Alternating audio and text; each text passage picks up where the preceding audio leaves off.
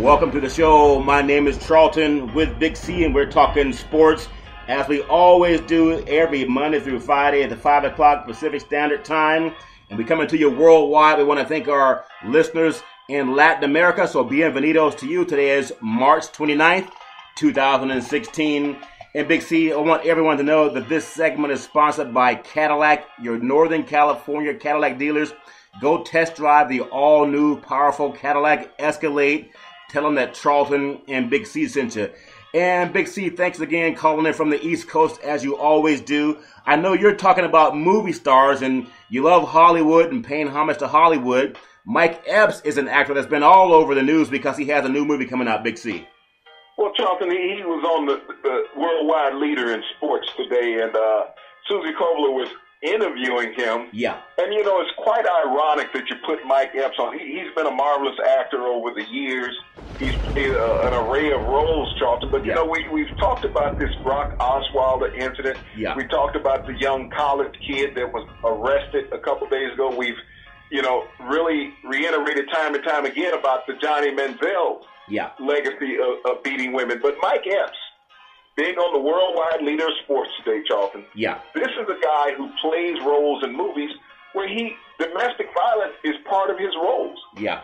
They have him on talking to Mike Epps about his roles in acting in movies coming out. But if you look at his history of movies, he's been known to beat the crap out of women. Yeah, horrible stuff. And so is that the role that, you know, the worldwide leader in sports now is going to bring in actors that have a history? And Charlton, we're looking at pictorial roles, but they really mirror real life. Yeah. So if this is the guy, and he also has domestic violence in his real life, Charlton. Yeah. Over a year ago, he had a domestic violence charge with it, and also with his baby's mama, about half a decade ago, he had the same scenario occur. So Mike Epps is no stranger to domestic violence in real life or in role play, Charlton. So you're saying he's not someone that you want to babysit your kids, Big C? Well, I don't know if he wants to babysit himself, you know, when you look at it. But, you know, this is a worldwide leader in sports. Yeah. What type of message are they sending, Charlton? They hit the Brock Osweiler scenario where he pushed a woman twice. Yeah. They talked openly about Johnny Manziel. He's okay. Yeah. But they also jumped on those Laker players, Charlton, a couple of weeks ago who just hackled somebody. Yeah. Okay, they never touched them. They never cut them off. They just hackled somebody from a Jeep. They were in a moving vehicle, Charlton. Yeah. Well, and they rolled this college kid to death like he was a broke down horse. But Brock Osweiler, Charlton, they've given him a pass on pushing a woman on camera because they knew he was in line to make $75 million. Well, see, and I think that's very powerful because, and let's be real, a lot of people aren't going to bring up anything negative about anyone because they want you to sit there and take their pictures. They want you to sit there and say how great somebody is. Now, I do believe that someone can do wrong and they can atone for it. They can make it perfect. Like you said before in the show, he who is without sin cast the first stone. But I think it's so ironic here because men are filled with testosterone, and sports is about testosterone-filled activities, whether it's drag racing, whether it's boxing. Charlton, look at this. Yes. What the average athlete does in his playing field, you're going to go to jail for it if you do it on the street. Look at a hockey player. They get in fights all the time on the ice. You got guys that are toothless because they're punching each other all the time. They're taking these shots where they end up in the penalty box because it's an illegal hit on an opposing player. Football is a game of violence, modern-day gladiator. That's what it is. You're out there beating each other up for 3 hours, and it's hard to walk out of that arena and say, hey, I'm just a normal guy, Charlton, because situations, as you say, are testosterone-driven, and you know, many other things. You know, they have some other substances that players get suspended for also. That's true. Which create rage. Well, so, Big C, but I know that's the issue too.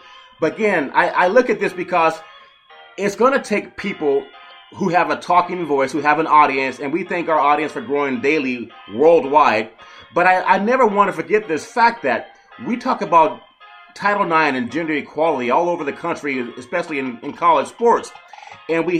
And no one's saying that someone has to be perfect in life, but I do see a gentleman being celebrated, being paid millions of dollars for being a great actor, but there are also some things that he's done to harm other people. And I'm just thinking, maybe I'm naive. Maybe it's okay to go around and hit women, and it's okay to get celebrated and get paid millions of dollars anyway, because, hey, you are a movie star, you are a great athlete, we can't do anything wrong to you outside of maybe a small punishment. Am I outside the lines? Am I thinking too simplistic, Big C? Well, you're being simplistic about this, Charlton. It's a money factor. It's based on the pocket, where you are economically, what you're allowed to get away with. You're almost paying for freedom, to stay out of trouble when you get in these scenarios that the average person who doesn't have the deep pockets goes to jail for or gets probation for.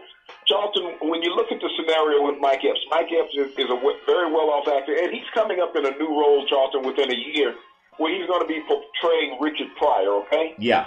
Everyone knows of Richard Pryor's life. I mean, he was a great actor, but everyone knows the lifestyle that he led, that he was a womanizer, that he had chemical addiction with drugs, all of these things. And Richard didn't hide it. He told everybody what he was honest about it. He was honest about alcoholism. He made his living off of telling about his life. He made it a comedy. Yeah. But this is a role that Mike Epps is embracing. Because also that has been part of his life, Charlton. He's dealt in movies where there's been drug abuse, alcoholism, abusing of women. This is the roles that he plays, and he plays them very comfortably. So if you could manifest yourself into those roles, there has to be some part of your life that's normal in, Charlton. Well, see, I love ESPN, but I was watching a woman, and maybe women have to do the interviews, maybe men can't, but we're two men, we're talking about it right now. But on ESPN this morning on the sports show, we know that since we started doing this, I noticed more people are bridging sports and Hollywood together, and it should be, because a lot of people in Hollywood, they get front court seats, front side seats, the best tickets in the house.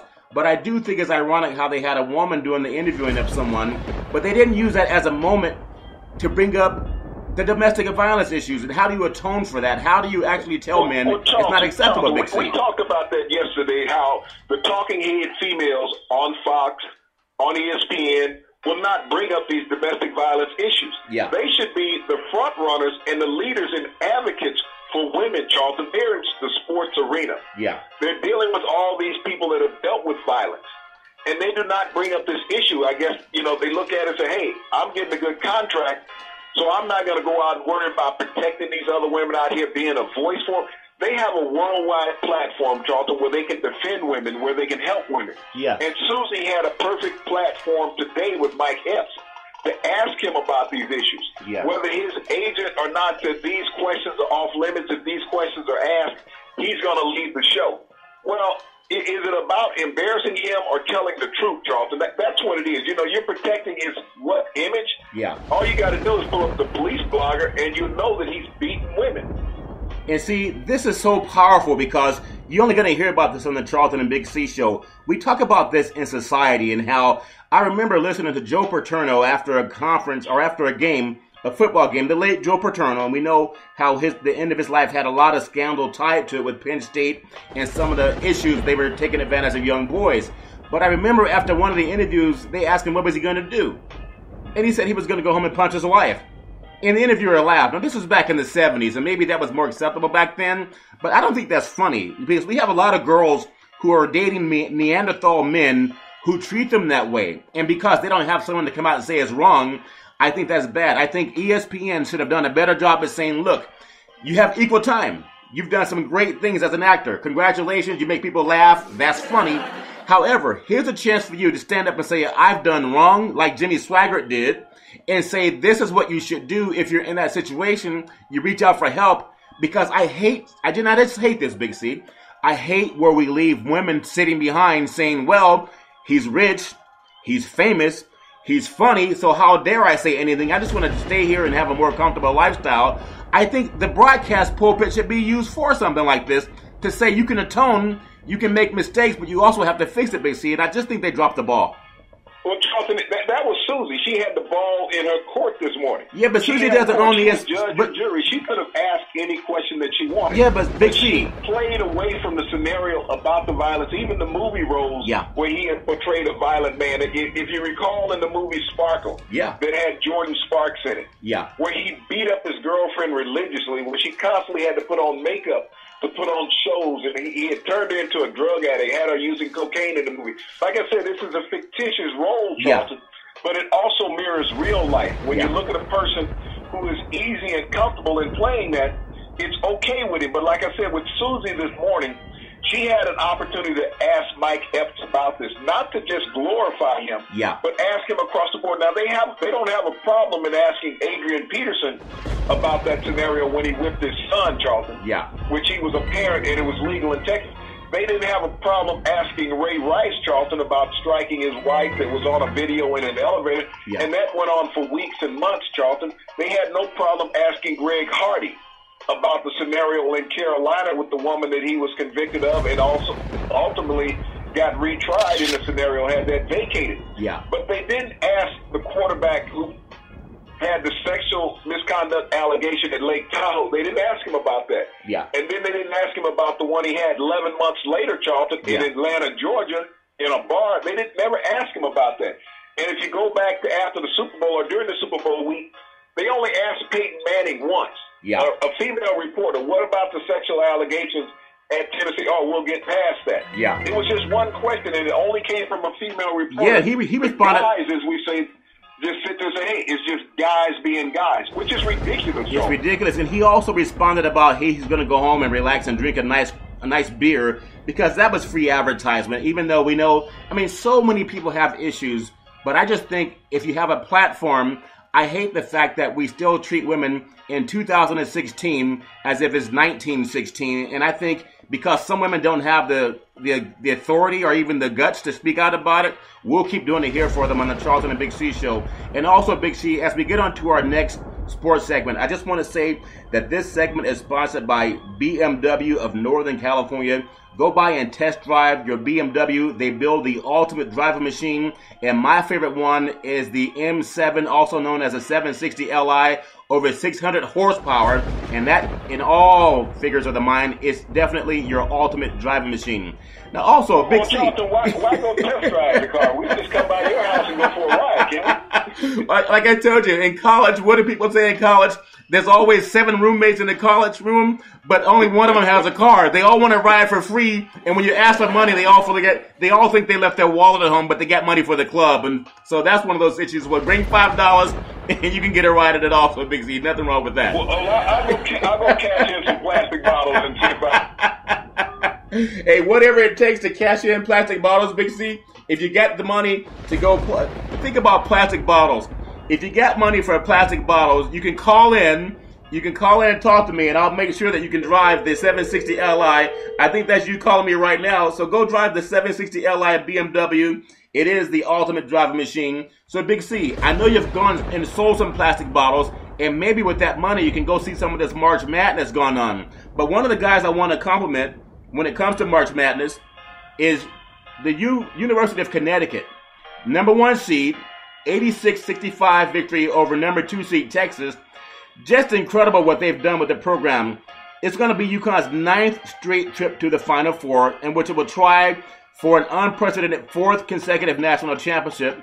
It's UConn's 73rd straight overall victory, also the school's 22nd consecutive in the postseason, Big C. Now that's breaking a tie with Tennessee. Now listen to this. This is important. We talk about men's sports all the time, Big C. 2 more victories, and he'll tie the 11th national title that was also won by John Wooden, the great UCLA, Big C. What are your thoughts on that? Well, Gino Auriemma personifies what a basketball coach and program should be, Charlton. Yeah.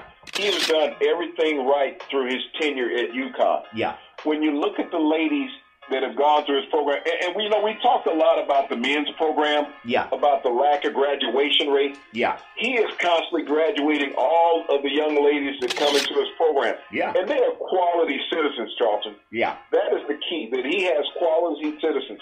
But, he knows how to coach. The fundamentals of the game, when you look at the men's game, has been taken away because everybody wants to be on the highlight show at 11 o'clock. On ESPN, you're right. That's what they want to be.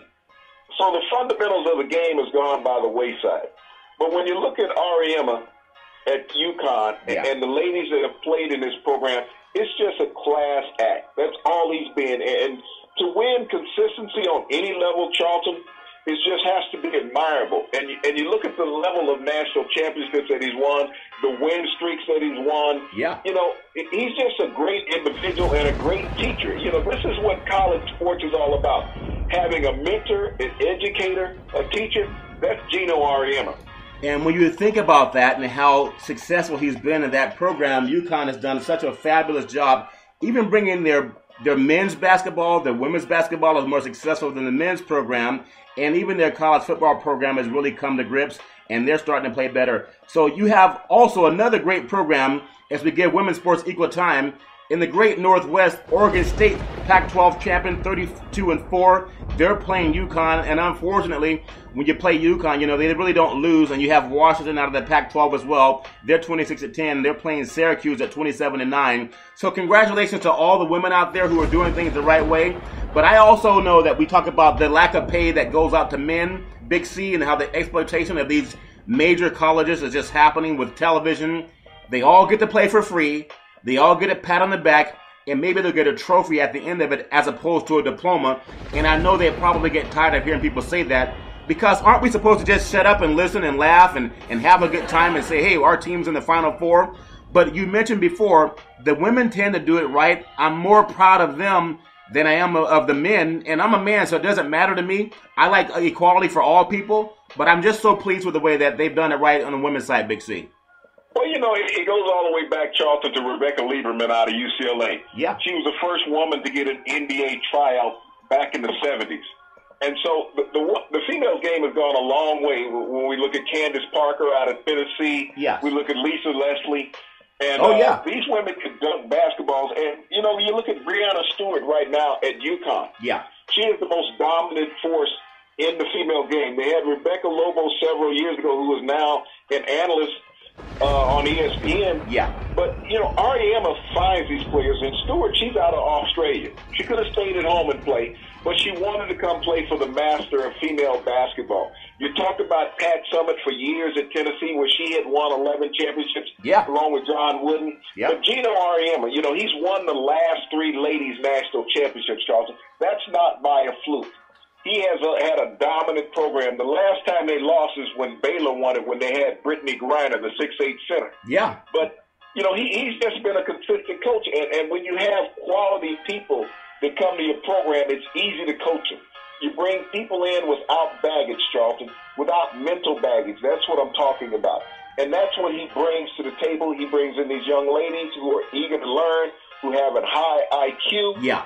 And it's easy to win with that, Charlton. Well, when you think of winning, and also I still want to bring up this point in the next few minutes, Big C, because the men are not going to talk about this lightning rod issue. They don't want to talk about the money. There was an attorney, Jay Billis, that was talking about it's an antitrust violation not to allow people to earn money on their efforts. You know, slavery ended a long time ago. But there's still college basketball and football still exist, Charlton. Well, I understand that, Big C, but we still, I think, because women tend to be more serious about getting their education, and I don't want to sound like I'm prejudging every man, but when you look at the women that go 4 years, there are a lot more of them than there are men, and we know exploitation happens a lot more when you have young African-American athletes, because oftentimes it's just easier to sell that dream of you can get rich by becoming the next pro athlete, not getting a degree, Big C. Look at it from this perspective. How many male basketball players on the Division I level end up in corporate America? That's the question you have to ask yourself in some of these coaches. Yeah. But when you look at the females that are playing Division I basketball, Charlton, look how many of those are ending up in corporate America, because they're leaving college with an education. Yeah. I was looking last night at several underclassmen, even a couple of them were freshmen, Charlton, who declared for the NBA draft. Wow. Now, you have 3 years of eligibility. Yeah. But you figure that you're going to come out, and then we talk about it. There's only 30 NBA teams. Yeah. Okay? There were 68 teams in the NCAA tournament. How many teams were in not interested tournament, the NIT? So when you look at all those teams, and all those teams have 2 to 3 to 4 seniors on them, Charlton. Yeah. So when those seniors come out and you take the 120 teams that were playing, now that's 300 seniors, Charlton, 300 to 400 seniors. Now you start adding underclassmen, and you're only going to have 60 players drafted. Where's the realization, and where's the head coach from these basketball teams being honest with these young men, saying, hey, to You need to stay in school and get an education. Not that we burned you out after 1 or 2 years and we got all out of you that we can. You're not going to get any better. But be realistic. Talk to the young man. Let him know that education is his future. Pro basketball is a wonderful dream, but the realization of it, it's not going to happen for 99% of these guys. Well, see, Big C, it's not just Kentucky that takes advantage of these kids, too. Out of the Sacramento area, a guy by the name of Marquise Chris went to Pleasant Grove High School in Elk Grove. Now, he's a 6'9", 225-pound, one-and-done freshman out of the University of Washington, not known as a basketball power, out of the University of Washington. He's going to declare for the NBA draft.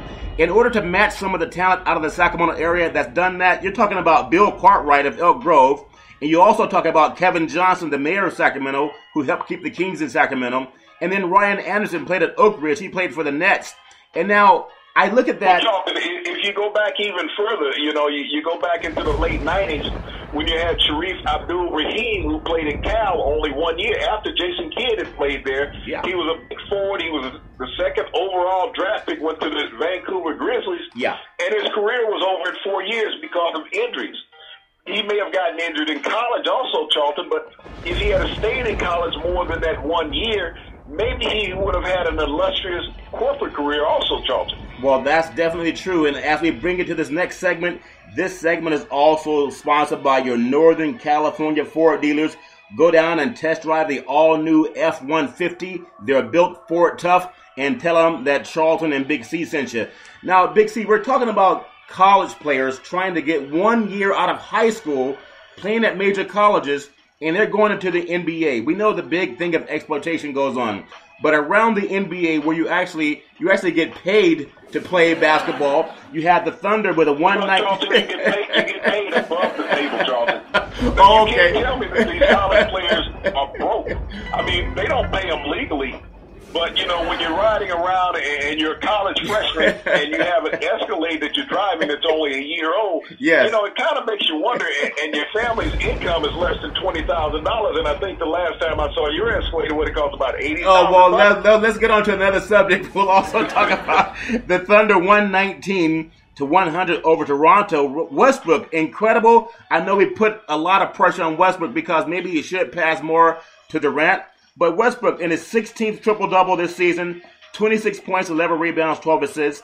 Kevin Durant had 34 points, and they won their 8th in a row. Now, we haven't seen numbers like Charlton, Charlton, he's had 7 of those triple-doubles in this calendar month, okay? Yeah. And he tied the record of Michael Jordan, who had 7 in a calendar month. Yeah. And that's in the last 20 years. But, Charlton, let's be realistic about basketball. You want to talk about old school, new school? Yeah. Oscar Robertson, Charlton, averaged a triple-double in 64-65 for the entire season, 82 games. We're not talking about a 7-game stretch. Yeah. We're not talking about a 1-month stretch. We're talking about an 82-game stretch. Mr. Oscar Robertson out of University of Cincinnati, playing with the Cincinnati Royals in the NBA, had an 82-game stretch where he averaged a triple-double. That's incredible. That's incredible. But the old school Big C, they didn't play defense the way the young kids do nowadays. Is that right? Well, when was the last time you saw an NBA All-Star game, Charlton? The only person playing defense in an NBA All-Star game is the official. He's taking the ball and slowing down the game for free throws. Well, Westbrook has done a great job, especially in the month of March, and he's also had the most since the Lakers' Magic Johnson had 17 in 1 month in 1988-89. Also, the Clippers. We talked about Blake Griffin. Maybe he'll be back for the playoffs, Big C. 114-90 over the Boston Celtics. And Austin Rivers had 10 points and 16 points in the second quarter. Your thoughts on, again, it looks like the Clippers, if they were in the East, maybe I would consider them a team that can challenge for a championship, Big C. But in the Pacific Division in the West, I don't see them being able to break through and beat San Antonio, maybe even not even beat OKC, and I definitely don't see them beating the Warriors. What are your thoughts on them? Well, Charlton, if half the West was in the East, we'd have an NBA. Yeah. But it's not an NBA. It's the Western Conference. That's all it is. I mean, does anybody ever talk about the Eastern teams on any of the sports broadcasts? I mean, they talk about the disgruntled LeBron periodically in Cleveland and how the shuttle that organization has become since he's come back. Yeah. But, as far as competition, it's only in the West. The people in the East are wasting money going to the games, ironically, because you can't tell me anybody's record other than Cleveland and Toronto, Charlton, The rest of the East, you can mail it in. Yeah, especially if you're at Madison Square Garden. But I think because basketball is about fundamentals, we don't see a lot of fundamentals lately. But you just brought up a good point. The Thunder whipped the Raptors, which is the number 2 in the Eastern Conference, beat them by 19 in their home city. They beat them in Toronto, 119-100. The Clippers knocked off the Celtics, 114-90. That was in Los Angeles. So I don't see how, and I know it probably will never happen, where they just seed the top teams, because we're being robbed of seeing San Antonio and the Golden State Warriors playing in the NBA Finals. I know there would be a lot of things that would have to happen. I don't know if Adam Silver's up to it, Big C, but we are seeing it's like the strong against the weak. Every year it comes out that way, Big C. What do you see as a way to change that? Well, what you just mentioned, Charlton, would be a very interesting subject for the leagues to look at. Not only the NBA, but when you look at Major League Baseball, Charlton, they have gone into that when they have the wild card scenario. Yeah. And maybe that's what you need to look at in basketball. You got to have some wild card teams where, it's tough to leave a team out of the playoffs, Charlton, and they're above 500. Yeah. And then when you look at the Eastern Conference and you have 3 teams in the Eastern Conference that are below 500, and they're in the playoffs, it's almost like an embarrassment to the league. Yeah. The quality of product that you're putting on the floor, asking the fans night in, night out to go pay their hard-earned money. But Big C, they keep paying the money. But they keep paying the money. Most of these arenas are at least half full, and especially on the weekends, it's hard to get a ticket. And I know they show the top teams like Golden State, San Antonio, OKC, Boston, Cleveland. But most of the people, even around Sacramento, the Sacramento Kings, they're trying to win 30 games. They're trying to. They're talking about getting rid of their coach. Ironically, something really crazy happened in Sacramento. The organization is asking George Karl, which they would have to pay $11 million, if he wants to just resign. If he wants to resign so they don't have to pay him the money. What in the world? Why would he resign when you owe the man $11 million, Big C? Well, we saw that same scenario at LSU when Les Miles, they were talking about getting rid of Les Miles, and then they realized that if they got rid of Les Miles, the head coach of the LSU Tigers football team, that they were going to have to pay him between $15 and $17 million. Les didn't care. Right. Fire me. I'll take this money because I'm guaranteed a job someplace else where somebody will pay me $4 million to come into a high-profile program. Yeah. But, when you look at the Kings and they're talking about getting rid of the head coach that they have Coach right now, Karl, who's been a winner. This is an organization that's dedicated to not winning. Yes, it seems and we talked about that in the Eastern Conference team, Charlton. Yeah. This is an organization that's dedicated to not winning. Let's not bring in key personnel that will help this program expand itself, but let's really keep a head coach out of here that's basketball knowledgeable, because we got these young thugs that were one-and-done players in college. Yeah. And now they can't even put together a team in the NBA because they don't have organizational skills, Charlton, and they don't want to listen. Well, Big C, but you and I were back at Salem Media back in September of last year. We talked about that, and we were the only ones really talking about it. I know local media, they get paid to say how great somebody is. As if a fan that sees a team win 30 games every year. Well, what's that terminology, Charlton? Are you going to believe me or your lying eyes? No, but also they said, what did Richard Pryor, you mentioned him earlier. He said, are you going to believe me or your lying eyes? And sometimes people believe their lying eyes. But sometimes they believe the person telling them to keep paying $500 to $1,000 for a ticket to watch people lose because you just have to see these great athletes win, Big C. But don't you always want to be there when they turn it around, Charlton? Just all of a sudden they get off the snide, and all of a sudden they start winning. They put together a 10, 12-game win streak. Yeah. Sacramento, when was the last time they put together a 10, 12-game win streak? When they had Chris Webber there? Chris Webber, Divac. Well, actually, when Divac, the GM, was actually playing with Mike Bibby, and they had all the great players, and they were pursuing Bobby Jackson, those players. Doug Christie, Western Conference championships. But those days are long gone. They are moving into the Golden One Center next year. But they can't do it with this negative mentality that they have from their leader in DeMarcus Cousins. That's just my opinion. I don't see some of the teams that are winning having that type of mentality. And Big C, in the next few minutes that we have to share on the show today, I just want to get your thoughts. I know we talked about UConn and how great their basketball program is. And I just want to finish with Mike Epps because he's a great actor. And no one's denying that he can make you laugh. He's been in a lot of great movies. But I also want to be a show that people can listen to, especially the young women who love sports. And sometimes they feel they're left out financially. They feel that they're left out in conversations. I want to see a world where they don't have to worry about being beaten up are abused, and then the guy that does it goes on to become a multi-millionaire making movies or playing sports, Big C. What hope can we give to women who may be going through a situation like that as we speak? Well, Charlton, I think the main part of that platform is what we talked about and started the show with. You know, you have an individual on the Worldwide Leader of Sports this morning that had an opportunity to challenge Mike Epps on a format. She said nothing. About abuse. She said nothing. It was about his actual life, about the roles that he portrays in movies, Charlton. Yeah. But also, let's take a step back about a month ago. Erin Andrews received a $55 million award, okay? Yeah. $55 million settlement in a lawsuit. Now, she was not physically abused. She was not hackled. Yeah. You know, this was over mental. Yeah. So if it's mental, now you think about the physical abuse, Charlton. That's mental, emotional, physical. Erin Andrews got $55 million, and she didn't talk about donating any of those dimes to a battered women's shelters, to help women out, to fight domestic violence, to fight female exploitation. She didn't. She said, I got $55 million to put in my pocket. I'm a standalone woman.